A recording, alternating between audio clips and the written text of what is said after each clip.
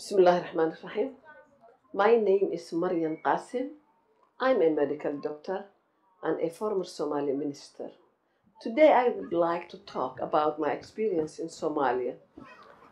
After an absence of more than 20 years, I went back to Somalia in 2010 in the capacity of a minister, the Minister of Women's Development and Family Welfare.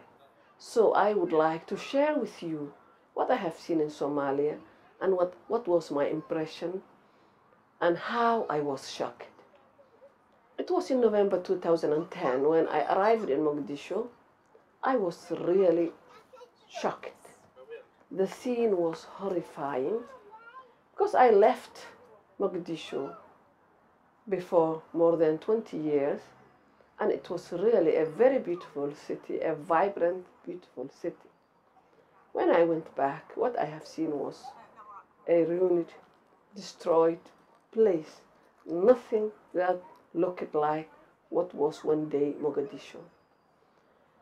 I was really very sorry in the first day, but what made things more complicated was when I went to office and started work as my ministry was responsible for women's development and family welfare.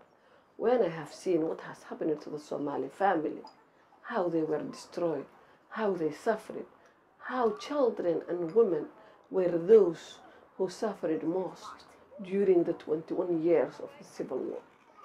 During those years, all the Somali people suffered, but those who suffered most were women and children and the elderly because they are more vulnerable.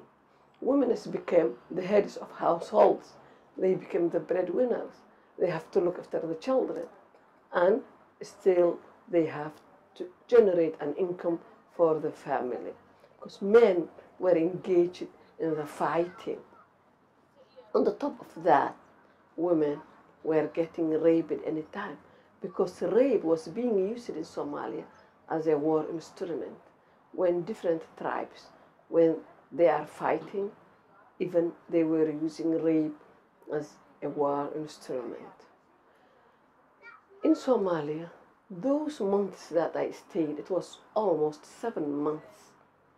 I was there as a minister.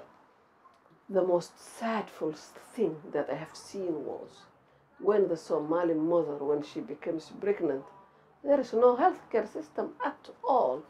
And women were dying for something that is really preventable in the normal world. The statistics by WHO says that the maternal mortality in the whole world, Somalia is the second to Afghanistan. Again, when we look to the children under 5, I think Somalia is the first in the whole world. And those children are not dying because of cancer or leukemia. They are dying of preventable diseases such as measles, diarrhea, flu, fever. Those things our children in Somalia are dying for such easy things if we compare to the rest of the world because there is no healthcare system at all.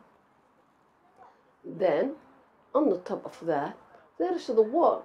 Because of this long civil war, then there was the outbreak of the famine. In Somalia, there used to be droughts, but not every single drought is necessary to become a famine.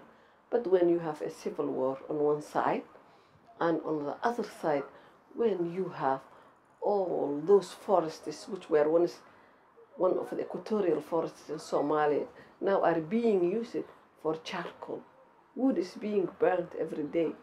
So there is erosion, no rain seasons at all. So every drought again turns into a famine. There was the famine, the worst famine in ages in Somalia. And children were dying. I can't. Just if I tell you the figures, you will be surprised. Every second, can you imagine how many children were dying? That is the situation in Somalia. Before I left, it was like that. Children and women are dying. People are suffering. People are dying. The irony thing is, Somalia has the longest and richest coast in whole Africa. We have animal husbandry, but the lawlessness and the war and the famine made Somalia one of the poor countries in the whole world because of the instability. Now, I would like to convey a message to the Somali population. I would like to tell them that nobody else in the whole world, whether it is the international community or other countries or European countries or African Union, nobody else can help us if we are not prepared to help ourselves. If the Somali people are not prepared to sit together and to look forward to a way to bring back peace through reconciliation, if our people are not mature enough to seek for the peace, so I don't think any other body can help us.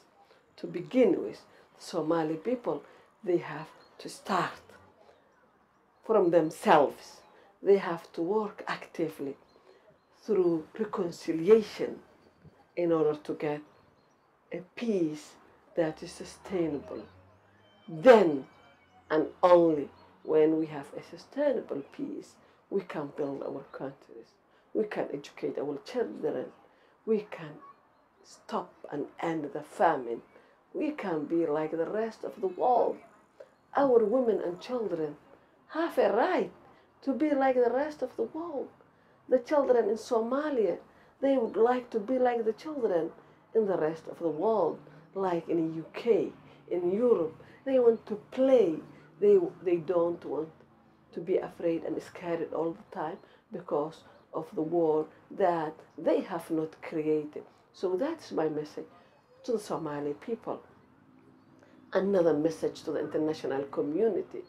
We appreciate what has been done till now, but we would like more help from the international community in order for the Somali people to stand on their own feet.